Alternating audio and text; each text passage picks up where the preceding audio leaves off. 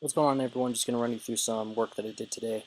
Today's my birthday, so I decided to spend like 2 hours, 2.5 hours in the gym, and pretty happy with the way it turned out. So today's the first training session I've ever had where all of my T1 sets for squats are above 405. I did 5 sets of 2 at 405. This 365 beltless squat is looking pretty good, considering that I have only recently started training my heavier stuff beltless, and I'm going to continue training my beltless stuff higher and higher in intensities as I'm warming up, and do some workouts where all of my squats are beltless, and obviously those will be a significantly lower percentage than what I'm capable of belted, probably somewhere around 355 to 315 beltless for sets of maybe 3 to 6 reps per set or something. And I'm going to cycle those through my training like I have been. So there's my first set of 405. 405 is feeling much more natural now, and I've only recently broken through that psychological plateau of understanding that I'm fully capable of handling 405 for some decent amount of volume, and it's only been a recent revelation to me.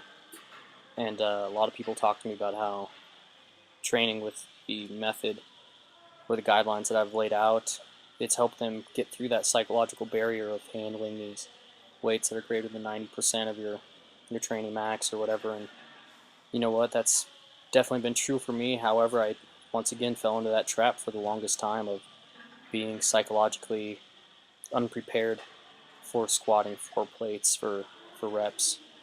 And I think it took me just kind of manning up and understanding that it's either squat it and dump it, or get pinned down to the ground, or squat it and succeed. And about 2 weeks ago, when I got it for a triple, definitely broke me through that 405 plateau for the squat. And going to continue training in these upper percentages when I do my belted work, because I'm feeling really good about it.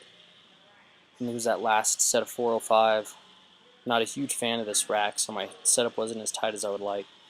But hey, got to make with what's due. After these sets of 2 with 405 for the squat, I did some beltless conventional deadlifts in my lifting shoes, and I did 405 for 5 sets of 3 reps. You're only going to see the 5th set, and I kept him beltless, and I kept him in my lifting shoes just so I could artificially create the kind of difficulty that I wanted for this upper intensity T2 stuff for my conventional deadlift. My conventional deadlift max is somewhere in the low 500s. I've done 500 for a single, and or excuse me, 505 for a single, and 500 for 1 and almost 2 reps. I dropped at the very top because of my grip. After those deadlifts, I worked up to a 3 rep max for the front squat, and I got 245 for paused 3. Feeling pretty good about this. My front squat is coming along really well. After this, I did some lighter front squats and all that stuff. And again, this is kind of a longer training session with much more intensity than I usually handle. And usually I wouldn't do these kind of long and intense training sessions. But hey, it's my birthday, and I'll do what I want to.